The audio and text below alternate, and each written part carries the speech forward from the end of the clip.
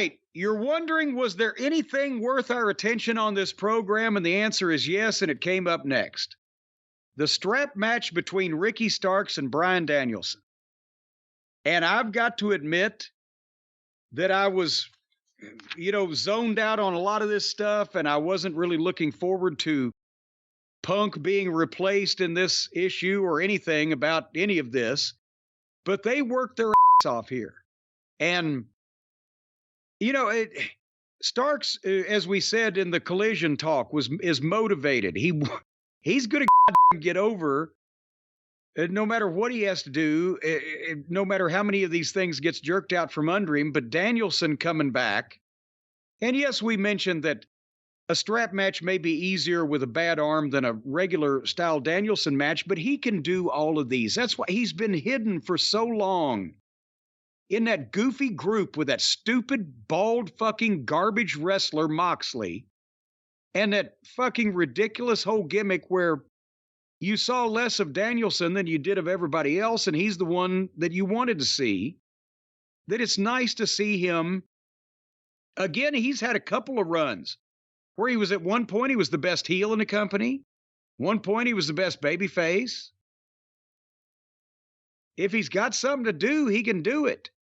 He just, Danielson has no, I'm going to put my foot down and not associate or be associated with this stupid booking or this crummy group or this nonsensical whatever. And he excels at periods of time and then gets shoved into something that he won't say no to. Nevertheless, I like this best of anything. And from the Ricky Starks jumping Danielson at the start, before Aubrey Ed could hook the reins up to him, and he attacked Danielson before the bell and whipped him with the weight belt and busted him open with a punch with the buckle. And Danielson got good color. And then when they got in the ring, started the match. And again, this pre-match attack worked. So Darby and Dino shouldn't have done the one they did. Because this worked, and it's a gimmick match, and it's two main event guys, and there's an issue of some description. So anyway, Danielson sells great, fights back great. And then when he takes over, he whipped the shit out of Starks. People were into this. Then Starks was bleeding, and Danielson was whipping him more. They kept it moving.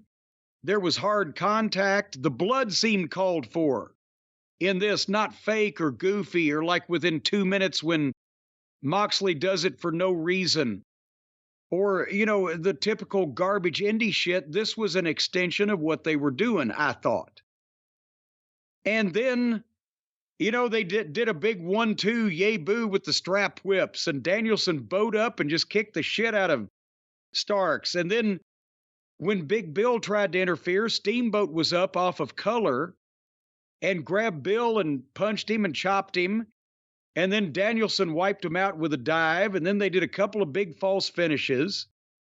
And then finally Danielson hit the stomps and got the LeBell lock, and Starks was able to break it once, so Danielson wrapped the strap around his neck and basically choked Starks out. Starks made a great face. He didn't tap, he passed out. And again, I always say about these immobile finishes, just when it's some cold match with some goof that wants to be in his fantasies an MMA star or a badass, and you're immobile in the ring for a minute and then somebody just taps, that's bullshit. It's not exciting.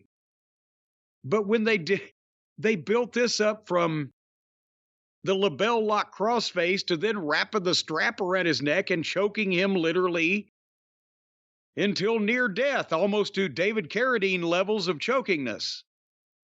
That I'll buy if they're in the same place, because something was going on. So to me, this was the best thing on the show, and it wasn't even really close with the other stuff. What'd you think? I thought Takeshita versus Omega was better.